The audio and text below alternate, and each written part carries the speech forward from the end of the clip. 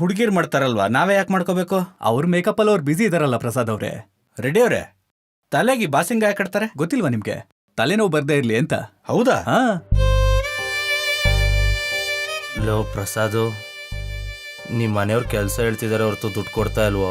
ಇದು ಕೇಳೋ time JC, ಆಮೇಲೆ ನೋಡ್ಕೊಳ್ಳೋಣ. ಬೆಲ್ಲದ ನೀರು ಕೂಡ ಕೊಟ್ಟಿಲ್ಲ. ಸಾಯಿಸ್ಬಿಟ್ರು. ಬೆಲ್ಲದ ನೀರು ಕೊಡ್ಲಿಲ್ವಾ ನಿಮ್ಗೆ?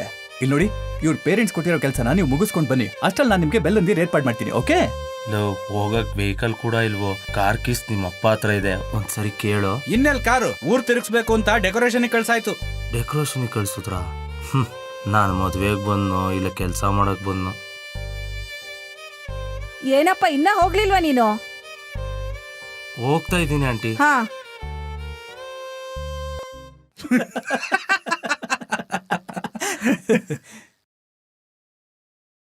ಲೋ ಅಕ್ಷಯ್, ನನ್ನ ಬಾಳೆಗೊನೆ ತರ ಕೇಳ್ತಾವ್ರೋ.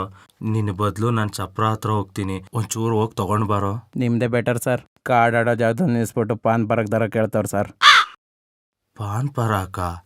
ಬೇಡ ಬೇಡ, ನಾನು ಇದೇ ತಗೊಂಡು ಹೋಗ್ತೀನಿ, ನೀನ್ ಹೋಗು. ನಮ್ಮ ಮನೇಲಿ ಕೂಡ ಇಷ್ಟು ಕೆಲಸ ಮಾಡಿಲ್ಲ, ಇದೇನೋ. ಅಂಕಲ್, ಏನು? ಬಾಳೆಗೊನೆ ಮೇಲಿಟ್ಟಾಯ್ತು, ಹಾ ಹೂವ ಮನೇಲಿ ಕೊಟ್ಟಾಯ್ತು. ಸರಿ. ಈ ಮನೆ ದೊಡ್ಡವರು ಕಾಣಿಸ್ತಾ ಇಲ್ಲ. ಅಂದ್ರೆ ನಾನ್ ದೊಡ್ಡ ಮನುಷ್ಯನ್ ತರ ಕಾಣಿಸ್ತಾ ಇಲ್ವಾ? ಅಯ್ಯೋ ಹಂಗೇನಿಲ್ಲ ಸರ್.